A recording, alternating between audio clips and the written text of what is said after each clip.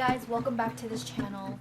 I have been thinking about making this video for weeks now, and I just found myself like getting really overwhelmed with how I'm going to structure it or what I want to share, because there's just so much I wanted to say about this. And so I just decided to turn on the camera. I'm going to just talk as if I'm telling a friend about it, because I feel like I've told so many people in my life, in my real life, about what I've been learning and what I've been discovering with the whole Enneagram thing. And I wanted to share my favorite Enneagram resources with you in the event that, maybe you've never heard of this, or maybe you have also just started, getting your feet wet with this stuff. And there were so many things that I discovered that I found so helpful to me, and I wanted to make this video in hopes that it would do the same for you. Just to give you a little bit of a background in case you've never heard of this before, the Enneagram is a personality typing system. Apparently it's been around for a really long time, and I think it's also been in conversations that I've had with others where it just felt like it's all the rage these days, or like we've heard a lot of people talking about it. And so I thought that it was kind of more of a new age thing. I didn't know that it has been something that's around. I can't even tell you exactly when, but ancient is the word that was associated with the Enneagram. So basically the Enneagram, there are 9 numbers in a circle, and it kind of reminds me of The Craft. Do you guys remember the movie from the 90s, I think? Or some sort of like Blair Witch Project looking symbol thing. And it's got 9 numbers, and there are 9 numbers or 9 types. And you take this online assessment to figure out which type you identify most with. So here's the thing. I have taken the Enneagram back in 2016, and I just remember when I saw my results, there was nothing in there that was super eye-opening or new to me, in the sense where, I'd taken the Myers-Briggs as well, and I felt like what I learned from the Enneagram wasn't that much different from the Myers-Briggs, and so I kind of just left it at that, and I took some free version online. I am going to link it down below because I think it is a good one, especially if you don't want to do the paid version. But when I first took it in 2016, it said that I was likely a 2 or a 6. And so I think I remember reading down the breakdowns for both and just being like, okay, whatever. And then I've had quite a number of people recommend the Enneagram to me, and I just I was like, yeah, I'll do it. And it wasn't something that I was super interested in, right? Anyway, so fast forward to July 4th of this year. 2 of our friends were here on Maui to celebrate their 11th wedding anniversary. And these 2 people are ones that are just so dear to me and Brandon. So Chris, he was one of 2 of our wedding videographers, and he's just an artist in the way that he captures and storytells.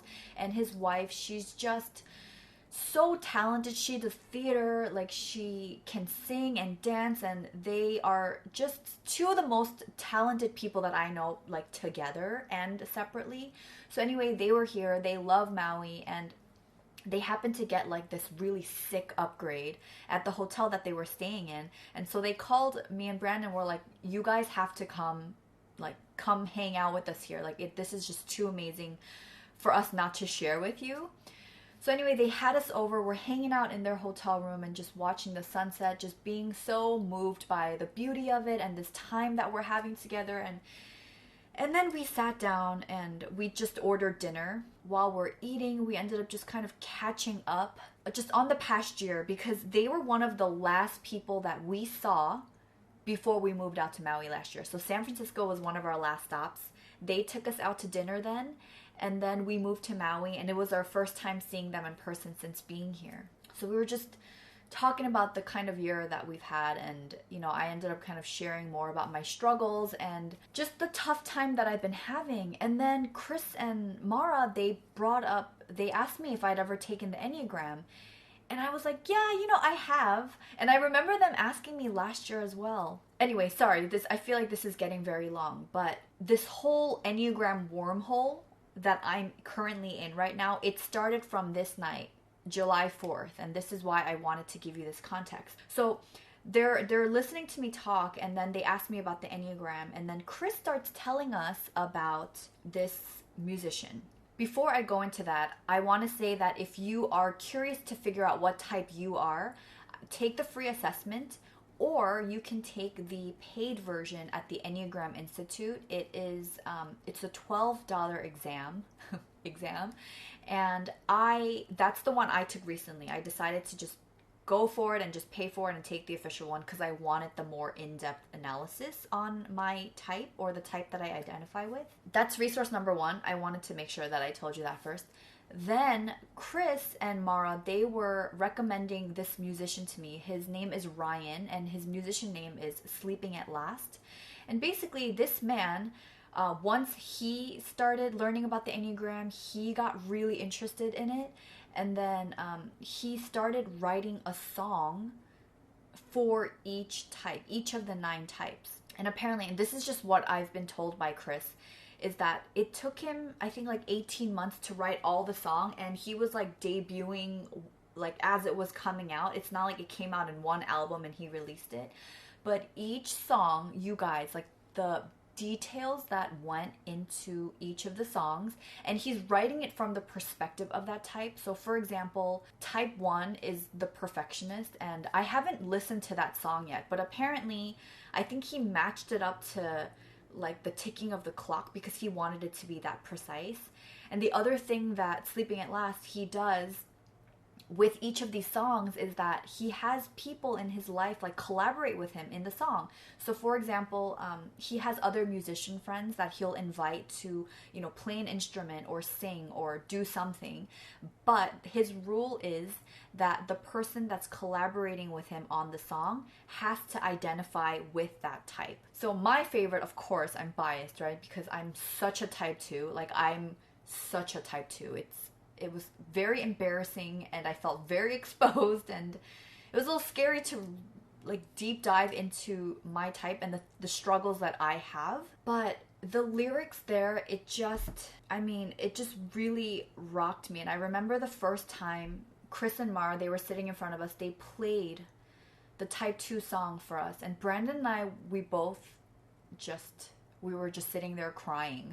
And I felt like someone had articulated what I think and feel better than I ever could have, like when I listened to the songs. The interesting thing is, I wouldn't even just recommend you listen to the song. He has a whole podcast, and for each episode, he breaks down lyric by lyric how he composed the song, why he composed it. He has this thing called Fingerprints, where in addition to the collaborators musically in each of the songs, he's had people in his life, like loved ones, family members and friends, contribute by sending in a fingerprint. So for example, he'll ask them for like a sound bite. I think the requirement is just send me any sort of sound from your day to day, and then he'll take that and then he'll weave those fingerprints into that song, so it becomes like this very tailor-made custom song, like that. It's not just about him, but it's about representing the people in his life that identify with each type. I don't want to give too much away just in this video, because I would love for you to just go listen to the podcast yourself, the podcast episode. Maybe start out with the number that you identify with, and then just listen to the song, see if it moves you, because I felt seen for the first time, like when I heard that song. So as a type 2, my gift and curse is that I am very sensitive to the needs of others. And I mean, it's a gift, right? Because I can be with people and genuinely make them feel loved. And that's something that I've been told a lot. I'm very grateful to be wired that way. But on the other hand, the curse of being a 2, or like, I guess when I can tend to be like an unhealthy version of it, is when I just neglect my own needs and I go and try to meet the needs of other people in the hopes that when I need something, that they will be there for me too, without my having to say it. Like, it's not so calculated. Like, I don't go about it doing it this way. But since learning more about how I operate and the motivation for why I do what I do, it was like blew my mind. apparently our biggest fear, type 2s, is the fear of rejection. That we, like, once someone doesn't need us, then we feel like we're worthless. I think it was the Enneagram that made me really think, like, oh my gosh, is that something that I fear? Like, I wasn't like consciously thinking of it. For me, especially, it rings true when creating content for YouTube. I do feel like if I'm not making something of value, then I'm just taking up space here and I'd rather not be here. I didn't realize that maybe this could be something that I struggle with too in my real life. I don't know. That's where I am right now. I'm trying to figure that out. Anyway, one of the lines in the song for the type 2 is talking about how, you know, when you get on an airplane, they tell you that in case of an emergency, and when the oxygen mask drops, make sure that you take care of yourself first before you help other people. And in the song, it talks about how, you know, hey, if you can't breathe, like, I'd be willing to rip my chest open to give you that oxygen. Like, don't worry about me. And, you know, one of the things that we can tend to do is when people ask us how we're doing, it's so easy for me to want to know how the other person's doing that without even consciously doing it, I might deflect and be like, no, I don't want to talk about me. I want to hear about you. And I do that. That is how I operate in my real life. But I'm now realizing like how unhealthy that is for me sometimes. So I don't know, that part of the song like really, really got to me. And I also listened to Brandon's song. We think he identifies as a type 5. He hasn't actually taken the assessment, but based on the description, he felt like that it was really him. But even his song, you guys, after I listened to Brandon's, like, I was in tears because I felt like I've been misunderstanding my husband for so long. The why behind the things that he does and how I often take it as him being cold or judgmental or emotionally detached. It wasn't really about that. What I learned about him through listening to the podcast and the song is how much he is in his own head and the way that he processes things, and the fact that type 5s are the most emotionally detached and type 2s are the most sensitive. And so that really explained to me like all the times we kind of, that friction between us, you know, when I feel misunderstood, he feels misunderstood. I feel like he's not empathetic with me or they're like catering for my feelings, and I don't understand how he can be so cold and cut and dry and analytical about my feelings. But after listening to his episode, it was like, wow, okay, I haven't been giving him as much grace for who he is. And a lot of it was me wanting to be understood by him without really fully understanding him, if that makes sense. So anyway, I feel like I can just go on and on about this, but I will link that as resource number 2 for you guys to go check out, the Sleeping at Last podcast. So I'm now just realizing that I'm sharing the resources in the order that I kind of discovered them, and I feel like it unfolded for me exactly the way that it should have. Like, I'm so happy that I discovered the resources in the order that I did. So I'm hoping that that would translate to you guys. So after multiple listens of the song 2 by Sleeping at Last, I decided to check out the podcast called The Road Back to You. And actually, The Road Back to You is a book by Ian Cron and Suzanne Stabile.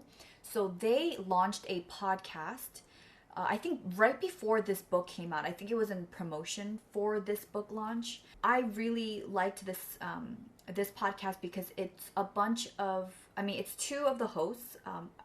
Suzanne, the woman, she's a 2, and Ian, he's a 4. Basically, in this podcast, it's just, they invite other guests onto their show, people of different types, and then it's just really conversations around what it's like to be that type, what are some of the struggles that they face as a certain type, I guess experiences they've had or things they've done to become a healthy version of themselves. And that's what's so cool about the Enneagram, is that it's not just like, okay, here's who you are, boom, and they put you in a box. It's not so much that. It tells you who you could become if you were to redeem some of your qualities that may have, you've either had like a blind spot or that have been in the blind spot for you, or what you might consider to be some of your worst qualities could actually be your best if you learned how to integrate them. in a healthy way in your life. So when I first started listening to the podcast, of course, I went and listened to the ones where the guest identified as a type 2 because I wanted to hear more about their struggles and also their breakthroughs, accomplishments, because this came at a point in my life I was just so hungry for something to change. Like I was feeling really stagnant and just stuck in a rut, and I just wanted something that could help propel me to the next phase of my growth. So of course, when I started listening to this podcast, I went straight for the episodes where they were interviewing someone that is a type 2. And because I haven't listened to all the other types, I can't like specifically recommend which episodes for which type, but I love the ones that I listened to for type 2. My favorite guest was Michael Cusick. I think he's a pretty well-known therapist. I know he also has like this intensive, like a retreat or a workshop. It's called Restoring the Soul, and it's for those people who like a once a week session with a therapist isn't enough, but instead they are looking for something that's more intensive, and it's like over a period of, I think, like a week long retreat sort of thing. So anyway, I loved hearing his perspective on what it's like to be a 2, the struggles that he's had, and when he finds certain things coming up for him, like the way that he checks his motivation for doing what he does. So for example, because he feels love by being needed by the people around him, now like when he finds himself like wanting to call a friend to check in with them, it's like he's checking his own motivations. Like, am I checking in with this friend because I sincerely care about what he or she is going through? Or am I just itching to connect with someone so that I can feel valuable? And that was so interesting for me because, oh my gosh, like I realized like how important and hungry I am for connection with other people. For me, the idea of checking in to see what I need first before doing that for anyone else is like a kind of unimaginable, or it was up until recently. I really liked that episode. And then episode 9, I think it's called Taking Care of Yourself. I don't remember all the details of that podcast, but I remember I did like it because I saved it. So anyway, yeah, great podcast. Recommend that to you as well. So after listening to the podcast, I decided to borrow this book from the library. What I really liked about this is if you go into any of the 9 types, it starts out with the chapter saying like what it's like to be a 5, and it'll give you like a list of things, and it's cool to kind of read other types as well because you can kind of put yourself in the shoes of whatever number you're trying to understand. So I'll just read you a few off of a type 2. So it says what it's like to be a 2. When it comes to taking care of others, I don't know how or when to say no. Yep. I'm a great listener and I remember the stories that make up people's lives. I'm anxious to overcome misunderstandings in a relationship. I feel drawn to influential or powerful people. People think I'm psychic because I usually know what other people need or want. Even people I don't know well share deep stuff about their lives with me. It seems like people who love me should already know what I need. Oh my gosh, this one is probably the biggest one that stuck out to me in terms of like the fights that Brandon and I have. Yes. I need to be acknowledged and appreciated for my contributions. I'm more comfortable giving than receiving. I like my home to feel like a safe and welcoming place for family and others. I care a great deal about what people think of me. I want other people to think I love everyone, even though I don't. I like it when the people who love me do something unexpected for me. Lots of people ask me for help and it makes me feel valuable. When people ask me what I need, I have no idea how to answer. That's something new that I learned. When I'm tired, I often feel like people take me for granted. People say my emotions can feel over the top. I feel angry and conflicted when my needs conflict with others. Sometimes it's hard for me to watch movies because I find it almost unbearable to see people suffer. I worry a lot about being forgiven when I make mistakes. And when I read this, I was like, oh my gosh, who wrote this book about me? Okay, this part also cracked me up because there's a quote for each type before the chapter begins, and it says, for the type 2, I want you to be happy, but I want to be the reason. Like, oh my gosh, I can so relate to that. So yeah, it also tells you like what it's like to be a healthy 2, an average 2, and an unhealthy 2. And I won't go through all of that. But what I really liked about this book is that at the end, it says 10 paths to transformation for whatever you are. And I thought it gave very practical teachings on what you can do to become a healthy version of yourself. So for example, number 1, rather than hinting at your needs or leaving it to others to figure them out, try telling them directly. This is so difficult for me. And it was like, oh crap, like when I read that, because yeah, a lot of times, especially in my marriage, like I expect my husband to read my mind, right? So sometimes when he's like, what do you want? I'm like, I don't know, like stop asking me. And when I think about it, it's like, shit, I really don't know. I don't know what I want or what I need, because sometimes I don't let myself sit there and think about what I need. It's really like, what can I do for you? And this kind of brings me back to like a little argument we had recently. I was driving my husband to the airport because he was gonna go to a bachelor celebration for a week. And right before going to the airport, he wanted to stop by this shop to pick up souvenirs for like cookies to bring back to his family in like near San Francisco. So right before, as we're pulling into the parking lot, he's like, hey, do you want to come in with me? And my response was, oh, do you need me to go in with you? Because in my mind, I was thinking, oh, he probably wants me to pick out the cookies with him. Or, you know, Brandon, he likes to like run things by me whenever he makes decisions. So I thought if I were to go, I would be of value and service. And so if he needed me, I would go. But he got frustrated at me because he just wanted to hear, yes, I want to go in, or no, I don't. I'm going to stay in the car. And he was like, babe, like you got to make your desires clear to me. Is a yes or no? And I got offended because it's like, if I don't go in there with you, you'll likely end up FaceTiming me or showing me pictures and like asking which one I should buy. So I thought I would save you the trouble and like, I'll go in there if you need. Anyway, that's like such a clear example of me not even thinking of what I want in that moment. Because yeah, if it was just up to me, I would have been like, no, I'll stay in the car. I don't really want to walk around in this little mall and go buy cookies. I had no desire to. But that's not what came out of my mouth, right? What came out of my mouth was, how can I help you? It's funny because that whole thing happened before I even picked up this book. And when I read this one step to transformation, I was like, crap, yeah, I gotta be more direct. Number 2, it says, don't reflexively say yes to everything. When someone asks for your help, say you'll get back to them with an answer once you've had time to think about it. Or just experiment with saying the word no. It's a complete sentence. That one also blew my mind. I have such a hard time saying no when someone asks me for help. And yeah, no is a complete sentence is kind of mind-blowing to me. I'm still processing that. This one I resonated so hard with. It says, when the urge to rescue or help someone overwhelms you, ask yourself, is this mine to do? I always feel that if someone expresses their suffering to me, like I have to help in some way. Otherwise, it's just irresponsible for me to sit there and not do anything.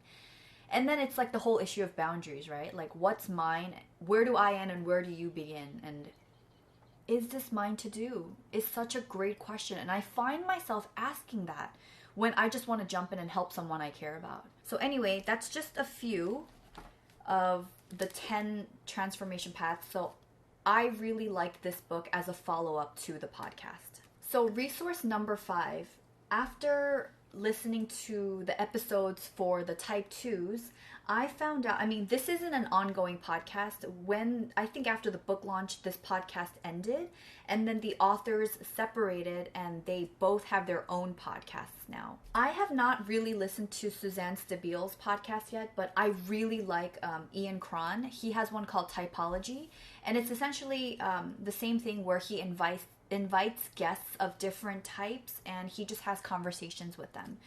And at the end, I think he has the guest always share like a word of encouragement for that type, or what they can do to really redeem the great qualities in each of the types. So I wrote down a few of my favorite episodes for Typology, and one of them is called I'm Okay If You're Okay.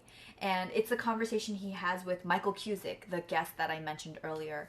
I loved that conversation. He said something in there that was so profound, where it's not just I'm okay if you're okay, but it's because of our desire and how much value we as type 2s put into our relationships and connections with people, it's like, I'm not okay unless you're okay with me. So the thought of someone that I love being upset with me, like that kind of like kills my soul, right? Like when I don't have any boundaries there, like that can really affect me and everything that I do. He shared that line, and the host Ian, he made a joke like, oh my gosh, you gotta write a book about this. It's like, I'm not okay unless you're okay with me. And that statement alone just really just shook me up. So I really liked the episode with him. And then there was one called Here, Hold My Beer. And it's with a panel of Enneagram type 2s. So I think there were like 3 or 4 people, and they were just all sharing what it's like to be a type 2 and admitting some of the things, that they are embarrassed about. So one of the guests in that episode, I remember she said something like, there was a day where she was feeling really insecure and she needed to be validated by someone. And she's like, yeah, I mean, I manipulate my own kids too. So she was saying that she was having a bad day or something like that. And she ended up texting one of her kids. And it was like, hey, I hope you have a great day at school. I love you. And she was just pouring out this love. And then when her child responded and was like, yeah, thanks, mommy, you're the best. I love you too, or whatever. She was like, okay, like all's right with the world now. And like that just shone such a light on how much we value like affirmation from other people that we really need to be giving ourselves. The fact that, she was able to admit like, yeah, I wasn't texting my child to learn more about her well-being. I just needed her to make me feel worthy. And I did that to get my sense of worth.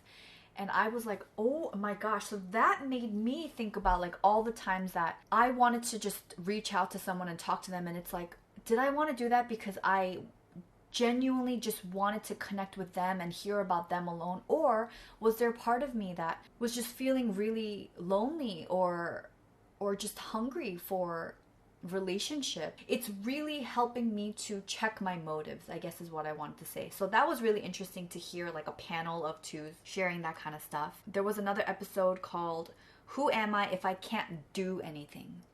And that was really powerful for me, because it reminded me of the ultimate question that I have been asking myself these days. And that is, who am I when no one needs me?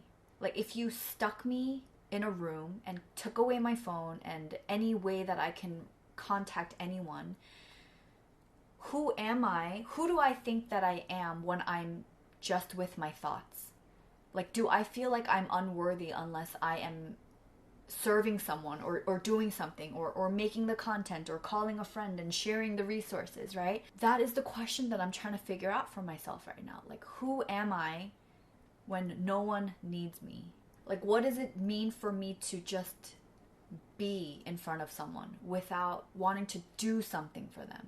Maybe if you don't identify as a type 2, this could sound a little cray-cray, but these are like legitimate concerns that I have. And I think that's why when I find myself in certain social situations and I'm walking into a room of like people I don't know and I don't know my place, it's very overwhelming for me because it feels like that I shouldn't be there, or there's no need for me to be there unless I know that I can provide some kind of value. And then I know that I can get inside my head and want to prove my worth. As you can see, I'm still processing a lot of the stuff that I've been learning, but I wanted to share the Typology podcast with you. And then from there, where I went is I bought this book, The Sacred Enneagram. This is one of the first resources that I was exposed to, but I'm so glad that I did not start with this because this is at least the beginning is very, very dense. The author of this, his name is Chris Hurts. The Sleeping at Last podcast, when he goes through all the songs for all of the types, in each episode he has a guest on to give you a little bit more insight on the types and what they struggle with, and yeah, just a description of their type and areas for growth and things like that. Chris is the guy that Sleeping at Last has on as the guest to provide that insight. When our friends Chris and Marah recommended these resources to us, like he actually had the book in person. I held it in my hand. And I'm so glad that this was the 6th book that I dove into because I don't know how much I would recommend this for beginners. I feel like this was a much easier read. What I really like about this book though is that it talks about how each of us has a part of our soul. So a part of our soul that is untouched by any childhood trauma or wounds that we would have experienced. And this book, it serves as a roadmap to get in touch with that part of your soul, the essence of who you are before the world told you who you should be, right? And I think this book has like very practical ways of getting in touch with that part of yourself, and a lot of it has to do with spiritual disciplines, which is why I really like this book. It's very, I found that I love all the biblical ties and the references that are brought up in this book. So for me, I like that it has the faith aspect a lot. One of the recommended things for me is solitude, and that part was just so crazy to me because all of these resources and the learnings unfolded for me during the 1 week that I was alone without Brandon when he was away in San Francisco. And that week was one of the best weeks of my life. I felt like I really spent one-on-one time with myself. I got to know what I like and what I don't like, and I learned at the end of it how much I enjoy my own company. I was noticing like even the self-talk that I was having, it wasn't as negative. I was really compassionate with myself. And it was during that week where I was like, I have to find more ways to spend time by myself. Like, I can't believe this wasn't a gift that I was regularly giving to myself. What I think was so cool is how naturally that unfolded for me. Because it's not like I read this book, it told me that I should spend more time alone, and then I went and practiced that. It was that week of me trying all of these things and gifting myself the gift of time and introspection. That was like the fertile grounds for all of these resources coming into my life and unfolding the way that it did. And it just kept taking me deeper and deeper into relationship with myself and my faith. I love that I just kind of did that intuitively. And then to read how like that is the way for my soul to go back home, to go back to my creator. That was so satisfying for me to hear, because it's like, yes, that explains so much of why I felt so full and whole in that whole week, where I wasn't itching to like meet up with people or wanting to just be connected. Like, all I wanted to do was just get to know who I am. Highly recommend this. In the beginning, it does give you a little bit more of like the history, the context, and it explains the Enneagram. And this is a book that has like a lot of footnotes, and then there's like math, and it's so funny. I was talking to someone else who also has a copy of this, and we were just laughing at the fact that like, yeah, it kind of reads like a textbook a little bit in the beginning, but once you get past that, man, there are so many highlights and underlines and notes that I'm so glad I bought this book, because I want this to be something that I refer back to. Whereas this one, I took notes on a few things that I've liked, but I don't think that this is something that I feel like I need to buy and have for a long time. So the next resource that I came across that I really enjoyed, it was a YouTube video. And actually the reason I even got to this YouTube video is because Beatrice Chestnut, I think she was a guest on either the Road Back to You podcast or the Typology podcast, I forget which, but she is a psychotherapist who identifies as a type 2, and I really enjoyed the interview with her in it. And so I went to YouTube and I looked her up in the event that maybe she gave some talks or something, and I stumbled upon this panel. It was a panel of Enneagram type 2s, so it was her and I think 4 guests. And it was like a 2-hour long video, and I was like, oh my gosh, I don't know if I want to commit to that right now. But once I started watching it, I watched it from beginning to end, and then I had to pause it multiple times to take notes and things. But again, it was really interesting to see or listen to conversations between these different, these 4 people identify as a type 2, but there are slight differences in each one. And I won't even start getting into that, because that's like next level.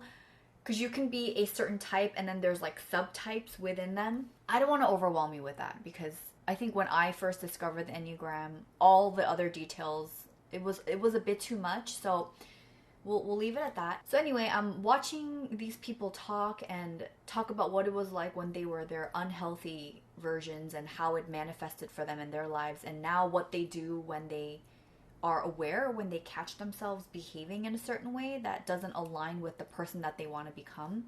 So I found that conversation fascinating. I haven't watched the video for the other types yet, but on my list of things to do next is to watch type 5, because I want to start understanding a bit more of Brandon's type, or the type we think he is. Okay, and then the last and final resource that I want to share with you, it's funny because I texted Chris and Marah not too long ago, and I was like, you guys, you've changed my life with this Enneagram stuff. And I already bought the 2 books because Marah had mentioned how she read this book, Chris was reading this book, and I'm like, you guys, I have both. And they texted me saying like, oh, you know, I wanted to gift those books to you, but man, you beat us to it. And anyway, I just thought that was so sweet that they wanted to get the book for us. So I was like, yeah, if you guys have any more resources, like, I'm all ears. And Chris ended up sharing this Instagram account with me, Just My Ennea Type. I think once you know your type, this might be a fun place to start as well. My favorite place, or the way that I started, was I went into the story highlights. So this one, there's one for each number. So 1, 2, 3, all the way to 9. I went into 2, and I just scrolled through all of the different things for the 2. And then obviously, because a lot of them are Instagram posts, you can tap this and then go into the actual post if you wanted to read the caption underneath it. The profile for this Instagram says, we're just a couple of millennials who believe the Enneagram can look good and help you grow. What I liked, and I'll share 3 things that I liked from this Instagram account, is 1, they have a self-care pie chart for each type. So I'm going to pull up mine. Big part of self-care for me is learning to say no. And then the other ones that are important are counseling and spiritual direction, which I'm always hungry for. Journaling, walking dates, taking yourself on a date, showing hospitality to yourself, getting pampered, like all of those things. I feel like before I knew what the Enneagram was, I would look at this and be like, oh, I can't do all that for myself. Like, that sounds so selfish. But the whole Enneagram journey for me so far has been looking at these things where I provide for myself, like looking at it through a different lens where it's not me being selfish. Like, I have to do these things and I have to prioritize these things so that when it is time for me to show up in the world and do the work that I'm called to do, I actually have something to give, and I'm not running from a place of feeling depleted or anxious or, you know, trying to find my worth in my doing rather than who I am. This was a nice little reminder. I also really liked there's a how you doing chart for each of the types. And again, this one's for type 2. It's like a check-in with yourself, right? So there's one for body, mind, heart, self, others, and just a how are you. So it's like, I guess, unhealthy, average, and healthy. So for example, for body, there's are you abusing food right now, wearing yourself out for others, or are you service oriented and like doing the self-care thing? I like it. It was like a good pulse check for me. Like for the heart, am I feeling resentful or angry, or humble, altruistic, and compassionate? Like, where do I fall on this spectrum, right? Yeah, I like this little self-assessment tool, and I would like to use it to kind of check in with me when maybe I'm feeling, I don't know, slightly on edge, or I'm feeling tired or exhausted. So I really like that. And then I thought this was so cute. You guys remember like the fortune tellers, or I guess they used to be called cootie catchers? I've never heard that growing up, but it keeps referring to it as a cootie catcher or a fortune teller.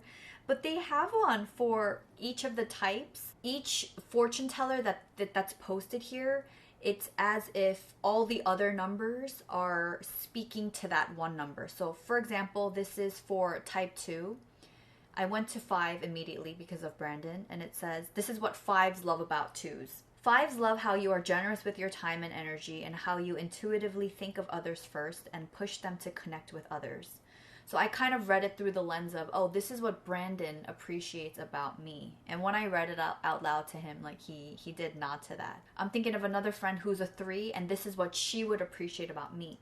Threes love how you're relational. You make them feel important, how you listen, and how you know how they're feeling before they do, right? So again, it has to do with how the person receiving my love interprets it and what I have to offer when it's coming from a good place. So here's that little cootie catcher or fortune teller in action. All right, so those are my 8 Enneagram resources in the order that I discovered, that I really wanted to share with you. So now I want to hear from you guys. I want to know if you have been familiar with the Enneagram for a long time. How deeply do you resonate with your type? Or if this video is your first introduction to it, I'd love to know about that as well.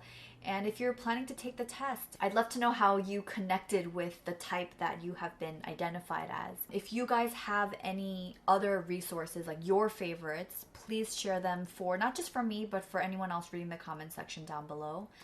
Thank you so much for taking the time to watch this video. I really hope that these podcast, books, or videos that you may watch, really helps you to become closer to the person that you're meant to be, to redeem all of your qualities, the worst parts of you that you might be beating yourself up about, the parts of you that might be causing the shame, guilt, fear, anxiety, whatever that is. I really hope that this is a step in the right direction of you really owning and becoming one with exactly who you were always meant to be. So thank you for watching, and I'll talk to you guys soon. Bye.